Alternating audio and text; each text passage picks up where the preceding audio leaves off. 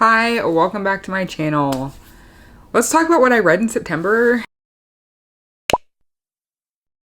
This has been probably the weirdest reading month of the year. I have only read 9 books, which for me is not a lot.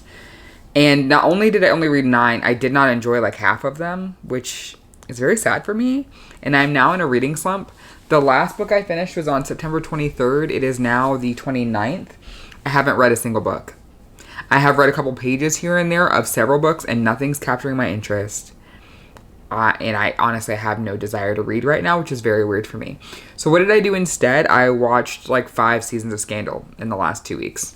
That's what I did.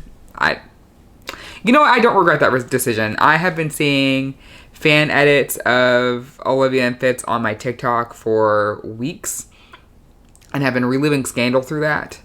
And so I decided, you know what, I'm going to rewatch because it's been so long since I watched, because honestly I was watching that show as it aired, maybe a little after, that I was like, you know what, it's been almost a literal 10 years since I've seen this show. I should watch it. So good. It's just as good as I remember. And I realized I never finished the show. I think I stopped before the last season aired, or maybe halfway through the second to last season. So I'm going to finish that for the first time, which is exciting for me. But that's not what we're here for. We're here for books. So let me tell you about my September reads. Okay, first book of the month was Fourth Wing. Gave it 3.5 stars. I updated my story graph too. I think I originally said 4 on here when I did a vlog earlier in the month showing me reading that. But I think I settled on a 3.5, mostly because there's no world building, and that really bothered me. It's a fantasy book. There should be world building. We spend entirely too much time being horny and dumb as we're following along with Violet, and that was frustrating for me. So 3.5 stars on that. I had a good enough time that I went on to read Iron Flame, and I will probably read Onyx Storm, but being very honest with you, mostly just because I need to understand her thought process on why she's doing what she's doing. Both Rebecca Yarros and Violet, honestly. So after that, I read Force Play by Lo Everett. This is one of the highlights of my month. Lo Everett can do no wrong. She has pulled me out of many a reading slump. Maybe I should reread her books. Maybe that'll fix my brain. Force Play was great. This follows Indy and Dom. Indy and Dom hook up like a year before this story starts. You kind of see that in the flashbacks. Have a great night. Go their separate ways because Indy does not live in Denver where Dom lives, and the rest of the group in which we followed in the other 3 books of the series. And they just think, okay, like, we'll see each other when we see each other because Indy comes to visit sometimes, or she will visit with the girls of the other players when they're in her town. I think she was in Chicago for like a baseball series or something, but they had this insane chemistry, but nothing really came of it. Then suddenly Indy is moving to Denver, and all bets are off. Dom's like, it's time for me to get my girl. I don't even care that she's already dating somebody. He's not shady about that, but he's just very, like, his intentions are very clear of, like, what he's going to do. He's been calling this girl his future wife since their hookup. He's down bad. He is slutty and pathetic in the best ways possible, and 10 out of 10 recommend. I gave this 5 stars. Had the best time. I would check the content warnings, even if you're a person who even if you're a person who doesn't usually, like, quote unquote need them. I think it's nice to kind of know going into the story because it does deal with cancer in very big ways, but not in the ways that I think you're going to think. But anyway, check it out. I think she handled it beautifully. Had such a great time with the story. After that, I read Delayed Penalty, which I had been looking forward to for months, and I gave that book 2 stars. It let me down. It did. It really let me down. I really struggled with the lack of romance in this romance book. It felt like our MMC couldn't stand the FMC until the very end, and even then, I was like, do you even like her? Or do you just like fucking her? And if I'm asking you that through a romance that is not meant to be enemies to lovers, we have a problem. And then, you know what? This is a roller coaster. Like, I'm looking at this and it's just like, my ratings are like this. So, we just hit a valley. Let's go up to a peak. Fireline by Maggie Gates. Mr. CJ Griffith. He might win Book Boyfriend of the Month, honestly. I really love Dom from Force Play, but CJ put in some work, okay? CJ put in some work. Actual enemies happening here. It's so good. So good. The groveling, the poetry coming out of this cowboy's mouth. Where is this coming from? I don't know, but I want more. I want more. 5 stars. Had the best time. I loved Lennon. She was so fierce all the time, but also so vulnerable and so scared, and she just... Maggie handled her character so well. I loved her. I absolutely loved her. Some of the most heartbreaking words came out of that woman's mouth and would shatter me regularly, but man, excellent time. Excellent, excellent time. The amount of care that CJ has for her and, like, shows her. My favorite, like, there are plenty of moments, and this was a common theme in Force Play too. There are plenty of moments where he's like, please let me take care of you. I know you can take care of yourself, but please let me take care of you because I want to. And I want to show you what it's like to be taken care of by someone, even though they know you can hold yourself up. Loved it. It was great. Absolutely great. Okay, then I read The Playbook by Erin Mackenzie. This is the 3rd book in the Out of Bounds series. I had a fun time with this one. I'm looking at my rating. It says 4.5 stars. I feel like I'm going to drop it down to a 4. And I'll tell you why. Summer and Chase's story has been teased to us basically since book 1. Because Summer is Abby's best friend. Abby is Chase's sister. We meet Abby in book 1. And the story's about her. Book 2, we see a little bit more of them. Not together, but like just them interacting. Chase and Summer have known each other since Summer was like 10. 12, I don't know. She has had a not secret crush on that boy and now man basically since she met him. He knows it, she knows it. She thought he's always just kind of looked at her like, okay, this is my little sister's best friend. I know she's a crush, but like I'm not gonna like play into it too much, whatever. I tolerate her being around kind of a thing.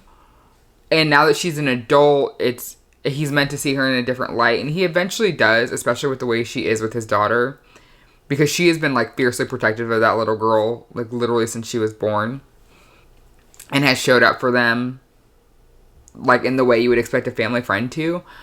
But I think what I really struggled with is how we kept coming back to the fact that Summer's had a crush on this man since she was like 10, and it just felt... gross is the wrong word. It just was frustrating to me that, like, it kept coming back to that instead of us focusing on the fact that Chase was starting to see her not only as a person, but, like, as a woman, as a sexual being, as, like, you know, insert thing here. And it would always come back to, like, well, you know, I felt this way about you for however long. Or he would mention offhand how she's felt this way about him for so long. And that's not a bad thing. I just wanted more of his feelings. And I understand, given where he is in the story, and that he is a single dad to a delightful toddler who is trying to just figure it out and who is questioning his ability to show people love. I get that, but I also feel like there are ways to do that that don't feel like he's kind of cold. I don't know. I think because I had just read Delayed Penalty right before, and that man kept telling the girl who was his nanny that, like, them hooking up was a mistake, like, every other page. When it kind of happened to Chase and Summer a little bit, I think that was still a little raw for me, and so to have that happen again was frustrating. It wasn't as bad as Delayed Penalty by any means. So if you've read that and you're like, ew, I don't know if I want this. It's not. I think it's just because I read them back to back. Because I was ARC reading. And so I didn't really have a choice but to read them back to back. Because of their release dates and like when the copies were sent to me. I wish I hadn't read them back to back, if that makes sense. Like, I feel like that colored my feelings of this. But I also just feel like in her other two books, the MMCs have both had some hesitance in certain things. Like, in the first book, Ford really wants to tell Chase that he's not only with Abby, but is in love with her, and Abby's not ready to share that with her brother because she knows he's going to react in, like, the stereotypical brother flies off the handle kind of way. And then in book 2 at the end zone, it's Mia, and I can't remember the MMC's name right now, but he was so afraid of fucking up their friendship because they've been friends forever by dating her, like, and even just like kissing her. Like, he was so freaked out by the idea of like doing that. But they both still found ways to make the FMC feel like just so important to them and so special to them. And I guess what I had wished is that Chase had more outwardly communicated with Summer how he was starting to feel about her. And then maybe it would have felt less one-sided. I think that's what it is. It just kept feeling like Summer was the one giving everything. And eventually Chase catches up to a degree, and I love the way the third act was handled. I just wish around, I guess, like the 45 to 60% mark where he's starting to realize his feelings and things are starting to happen with them. I guess I just wish he had reacted a little differently. So, gave that 4 stars. After that, I read Broken by Sadie Kincaid. And this is the first book in the Manhattan Ruthless series. I gave this 3.5 stars. I don't know if I'm going to read Sadie Kincaid again. I don't know. I read another book by her that I had the same complaints of. She does this thing where so in the one book I read first by her, it was like a why choose polyamorous situation. And the way all of the MMCs flew off the handle over this one thing and then caused this crazy breakup, when they could have just like asked some fucking questions. She did the same thing in this, and it was more valid in this one. It was more valid in Broken, like not only his feelings, but like honestly low-key his initial reaction. I just wish instead of it immediately being like we're done, I can't stand you, don't want to see your face again level of reaction, I wish instead he had spent like a night in his office, or like asked her to go to a hotel, or they just stayed separately in the house and then talked like a day or two later. Because what happens in this book, and because of the conflicts in this book, I felt like this is wholly unnecessary. The FMC's brother is a major conflict in this story. He is a catalyst for a lot of the plot. He is a problem. We as a reader see and recognize that basically from page 1. So there was just no reason for the breakup to happen the way it did, and it just felt cheap, it felt unnecessary, and it felt like this need to create drama, but it felt so forced that I was like, this is not, why are we doing this? So I didn't love that. I just didn't love that. And then after that, I decided maybe I should go back to fantasy, so I read Iron Flame. Gave this 3.5 stars. I will say I had a better just like reading experience with this one than I did with Fourth Wing, and I don't know if it's because I just knew the characters already and like knew it was at stake, or if it just truly was written better than Fourth Wing. I personally think it was written better. I listened to this almost exclusively on audio. I had a physical copy too that I would like tandem read at times, but I was reading this mostly through the work week, and like while I was at work, I'd like be listening to it while I was doing this email migration. And I don't know, I felt like Iron Flame was written a lot better than Fourth Wing. And I also am like, the people who complain that there's not enough romance in Iron Flame, just because it's conflict based doesn't mean it's not there. Because there was a lot.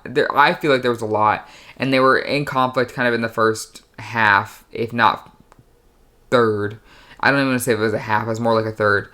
And then they're fine after. Like, there's conflict and things happening, but, like, they're together. There's smut happening. There's less smut than the first book. And honestly, the first book was entirely too horny for me, and I am a beloved smut reader. So, that's saying something. But I also tend to like the political intrigue and conflict building, like if we're headed to a war or something in fantasy. I tend to love those books more than the lead up, so maybe I'm an outlier there. But I did have a much better time with this one with Fourth Wing. I still gave it 3.5 stars for a number of reasons that I won't go into here because spoilers, but I feel like it was a better reading experience than the first book. And so far I have plans to read the second book. The way that book ended, or the third book, the way Iron Flame ended really pissed me off to the point where, like, I would see the cover on, like, an Instagram story or something, and I would just be like, ugh, gross. And I would just be so annoyed. But now that I'm a little more removed from it, I'm like, okay, I have questions. Theories are happening in my head. I'm seeing theory videos on Instagram. I'm like, how realistic do we think that is? Are we going to give Rebecca Yarros the credit of thinking she could pull that off? Things like that. So I think I'm going to read Onyx Storm. I think. We'll see. We'll see what happens when it comes out next year. I then followed that up with a Shane Rose book, Between Desire and Denial. I have been waiting for this book all summer. Was one of my most anticipated romances for the summer, and this really fell flat for me. I gave it 3 stars, which I feel like is generous. Because these two characters had no chemistry. Just none. This is another one where I'm like, where was the romance? Where were the butterflies? Where was the tension? Where was the, oh my god, wait, I love her? I felt like I was reading somebody's outline for a story rather than someone's fleshed out story, which really hurts me to say because I really like Shane Rose. Her writing isn't always the best, but generally speaking, the way that the characters are with each other, sometimes that's acts of service, sometimes that's literal quality time, sometimes that's you just seeing little scenes of them like curled up on the couch, like watching a movie together. Like, she does such a good job of weaving in these moments where you not only root for the characters, but like you're so excited to do mundane shit with them. And it just didn't happen for me in this book. From their initial hookup, I was like, okay. I thought the scenes were too long because we don't know them together. So it just felt like, okay, wow, like I get it, they're hooking up, but like, could we shorten this a little bit so that we could get into the chemistry building part and the longing and the wanting? But there was just no motivation for it. I feel like she also struggles with it sometimes where the underlying threat, thriller, mystery, what have you. Because I don't want to say she writes romantic suspense, because that's, to me, feels like the book should be heavier. But there's always this underlying plot point that like is like a mystery or something. So in the last book, we followed a pop star who had a stalker. And then the one before that, I'm trying to remember, like, there was a threat against one of them. And then the one before that, this girl's dad dies and she's basically put into like an arranged marriage because of his will or something. Like, there's always an underlying like thing that brings the two together, but usually in them coming together. So like in the last book, it was kind of an enemies to lovers situation. The characters had dated before and then they break up, and the reasons for their breakup are very clear to each of them, but are not the same reasons. And like the whole time they're both kind of figuring out like the why behind it. And the MMC was like super overprotective, and it was like a whole thing. But he also loved her so much, and we could see it the whole time.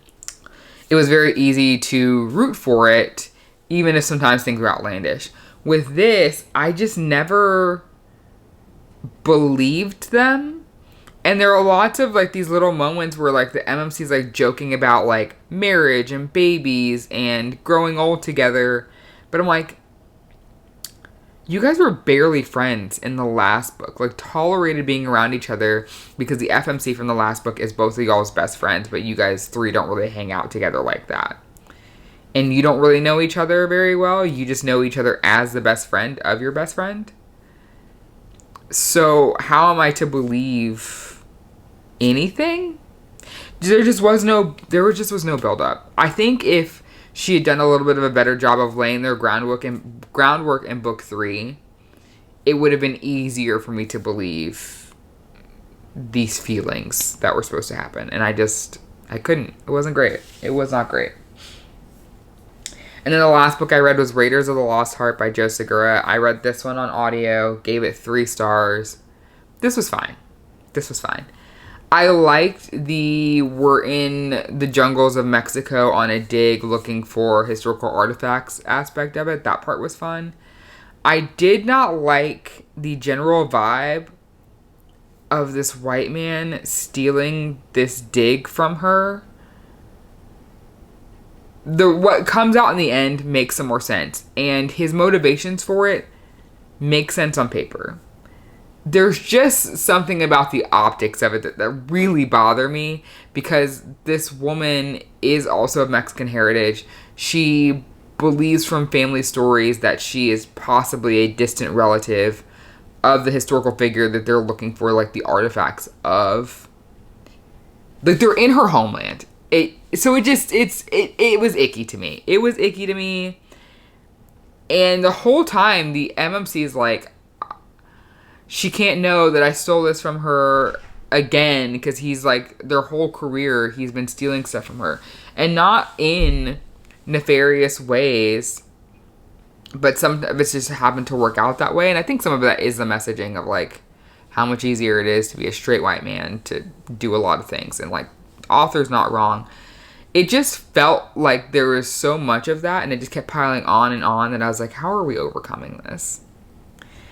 And honestly, I liked some of the side characters better for her as potential matches. So it just, I don't know.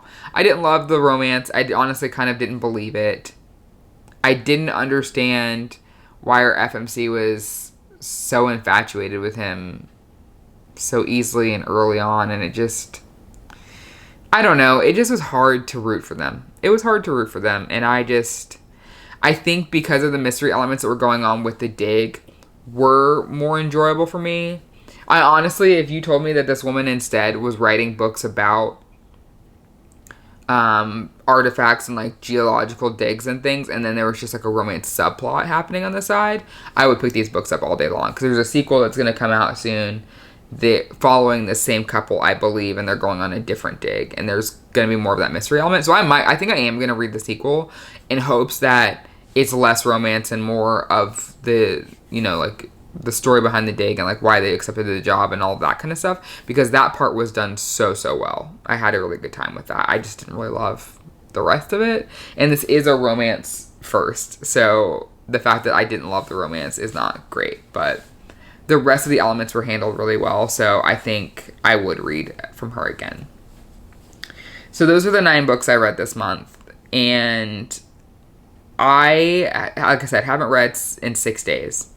Don't know when I'll finish another book again. So I feel like giving you an October TBR is dumb.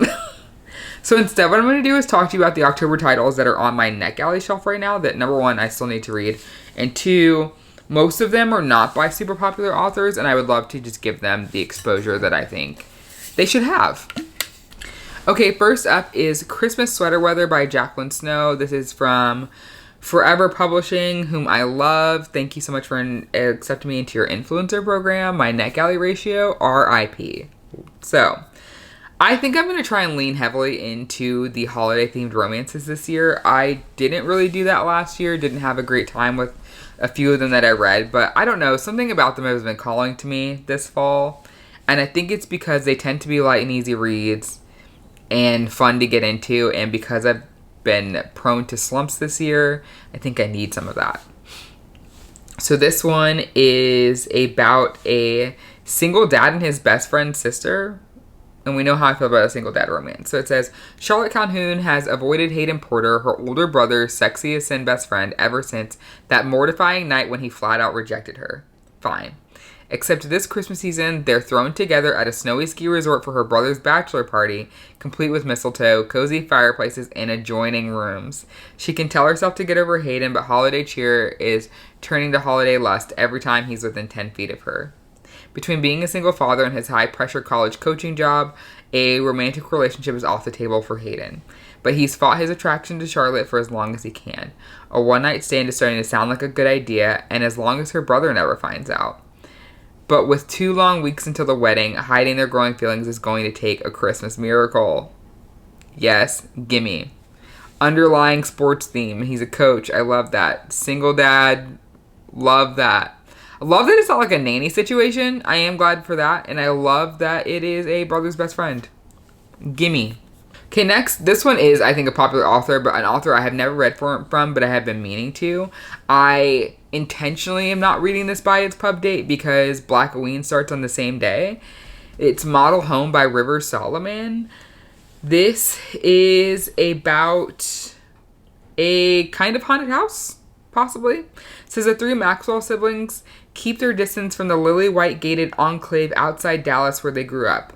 When their family moved there, they were the only black family in the neighborhood. The neighbors acted nice enough, but right away, bad things, scary things, the strange and the unexplainable began to happen in their house. Maybe it was some cosmic trial, a demonic rite of passage into the upper middle class. Whatever it was, the Maxwells steered by their formidable mother stayed put. Unwilling to abandon their home, terrors and trauma be damned. As adults, the siblings could finally get away from the horrors of home, leaving their parents all alone in the house. But when news of their parents' death arrives, Ezri is forced to return to Texas with their sisters, Eve and Emmanuel, to reckon with their family's past and present, and to find out what happened while they were away. It was not a natural death for their parents, but was it supernatural? I'm excited. This also is set where I live, so I love a book that's set like that.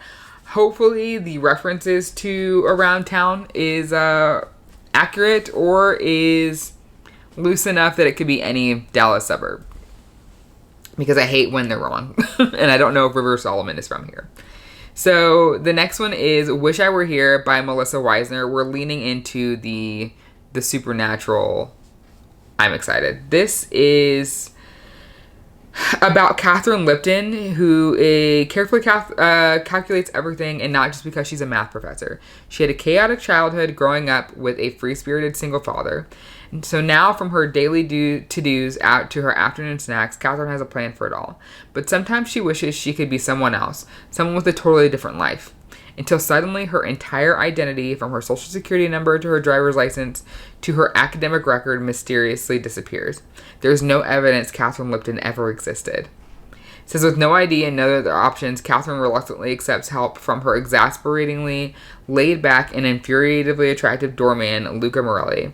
Before long, by the books, Catherine finds herself bending all the rules with charismatic Luca, from taking meetings in smoky bars to breaking into hospital record rooms, and having a surprising amount of fun. As Catherine unravels the truth behind her identity's disappearance, she may discover that the real Catherine has been missing for longer than she's realized. Okay, so this one's not really supernatural. I thought maybe it was because it says it's for fans of Ashley Poston, and I feel like all of her books have a kind of, maybe supernatural is the wrong word, but magical realism kind of element to them. And this one might, I don't know. Oh, I forgot I had this on my shelf. This one is by a popular author, but I haven't heard any advertising for it, so I'm going to. And that's Run by Blake Crouch. I love his books. So this is about an epidemic, I think. Yeah, it says, no time to think, no time to ask why, only time to run. 5 days ago, the epidemic of rage began. 4 days ago, the rash of senseless murders swept the nation.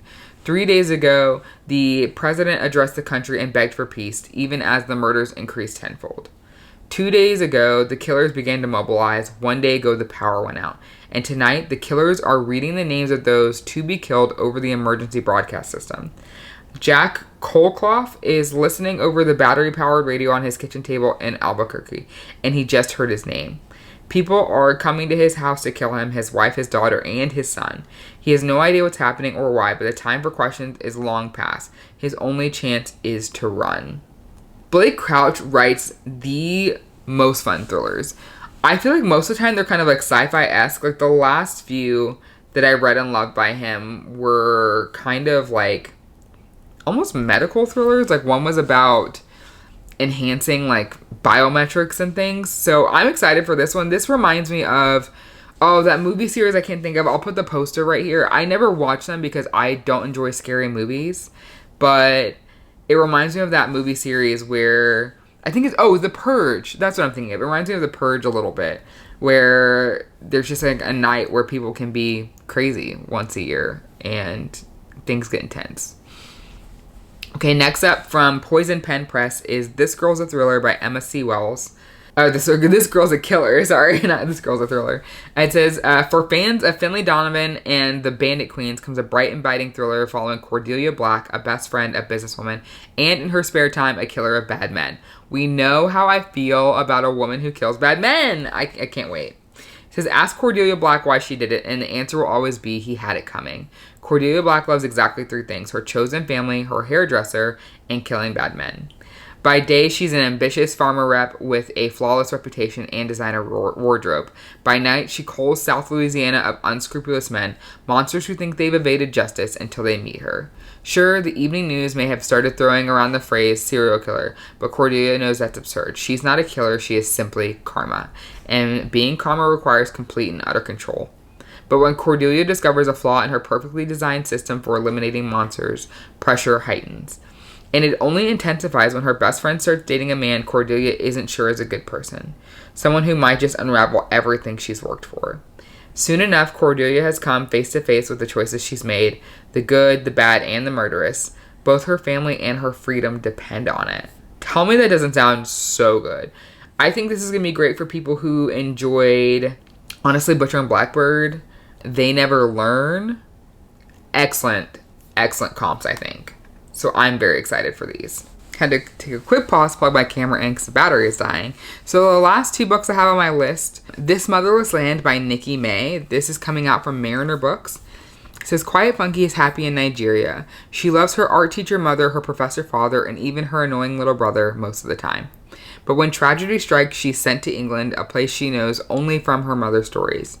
To her dismay, she finds the much-lauded estate dilapidated, the food tasteless, the weather gray. Worse still, her mother's family are cold and distant, with one exception, her cousin Liv. Free-spirited Liv has always wanted to break free of her joyless family. She becomes fiercely protective of her little cousin, and her warmth and kindness give Funky a place to heal. The 2 girls grow into adulthood the closest of friends. But the choices their mothers made haunt Funky and Liv, and when a second tragedy occurs, their friendship is torn apart. Against the long shadow of their shared family history, each woman will struggle to chart a path forward, separated by country, misunderstanding, and ambition. Moving between Somerset and Lagos over the course of 2 decades, This Motherless Land is a sweeping examination of identity, culture, race, and love that asks how we find belonging and whether a family's generational wrongs can be righted. I'm very excited for this one. This is on the top of my list of things to read in October. This is also from the same author of Wahala, which I have not read yet, but I realize I actually have the audio in my Libro account, so I might dive into that as well. And then last but not least is Gather Me, a memoir in praise of the books that saved me by Gloria Edim. So this memoir is about family, community, and resilience, and an ode to the powers of books to help us understand ourselves from the renowned founder of Well Read Black Girl. Oh, here we go. For Gloria Edim, that friend of mine is books. Edim, who grew up in Virginia to Nigerian immigrant parents, started the popular Well Read Black Girl book club at age 30, eventually reaching a community of 500,000 readers. But her own love of books stretches far back. Edim's father moved back to Nigeria when she was still a child, marking the beginning of a series of traumatic changes and losses for her family. What became an escape, a safe place, a second home for her and her brother was their local library. Books were where Edim found community, and as she grew older and she discovered authors and ideas that she wasn't being taught about in class. Reading wherever and whenever she could, be it in her dorm room or when traveling by subway or plane, she found the Black writers whose words would forever change her life. Nikki Giovanni through childhood poetry cassettes, Maya Angelou through a critical high school English teacher, Toni Morrison while attending Morrison's alma mater, Howard University. Audre Lorde on a flight to Nigeria says, in prose full of both joy and heartbreak, Edim recounts how these writers and so many others taught her how to value herself by helping her to find her own voice when her mother lost hers, to trust her feelings when her father remarried, and to create bonds with other Black women and uplift their stories. Gather Me is a glowing testament to how the power of representation in literature can gather the disparate parts that make us who we are and assemble them into a portrait of discovery. This sounds great. I think what I'm going to try to do for this one, this comes out October 29th, and I realized I didn't tell you the dates for any of the other October books, so I'll make sure that when I put their little posters up, I will also put the date it comes out on there. But I think I'm going to try to get the audio copy of this. When I got the widget for this from the publisher, which, thank you, Valentine, for sending me that. That was very nice of you. I immediately grabbed it, and then as I was reading the synopsis, I was like, damn, I know this is going to be a good audiobook. So I think I'm going to try and do that. And it sounds like this might be told in short stories or vignettes. So what I might do is try and, sprinkle it out throughout the month. Really, for that would be November, because this one comes out October 29th. But this just sounds so, so good. I have been craving some nonfiction recently that's like not self-help or about like a historical event, but in this case really about someone's life. But I haven't wanted like celebrity memoir, so this is a nice kind of middle where it's like it's someone that at least in the book community we all know, but it's not someone so famous that I feel like I'm going to be sloughing through like salacious details of their life that like I shouldn't know, if that makes sense. But yeah, I wanted something that's felt relatable, but not has felt like me learning something new from someone's life that maybe I would have never encountered on my own. I do not come from a family of immigrants, so that's always interesting for me to read about. And yeah, I don't know. I'm excited for the rest of the year. I don't have any concrete reading plans for the most part, other than to try and dive into some holiday romances. So I'm trying to lean into the mood reader vibe in hopes that it will break my reading slump and get me reading again. I've already read 120 books this year, which is incredible. That is so many books. And I told myself last year I wanted to read slower. And technically I have. I think this time last year I was around 150, 160 books. So I am reading slower, but I still feel like I'm reading so frequently and I'm getting through books so fast that it doesn't feel like I've really slowed down. Now my story graph time to read is a little graphic will tell me differently. Like it says this last month, it took me 25 days to get through most of the books. But I know that's just from outliers from books that I had started in previous months and then picked back up. So I don't know. I'm just kind of rambling at this point, but I'm trying to make reading something that brings me joy again, because right now it's feeling a little bit like a chore, even if the content is stuff I enjoy, which makes me a little sad. So I don't know. Here's to turning things around. Thanks for hanging out. Really appreciate it. Tell me what is on your October TBR in the comments.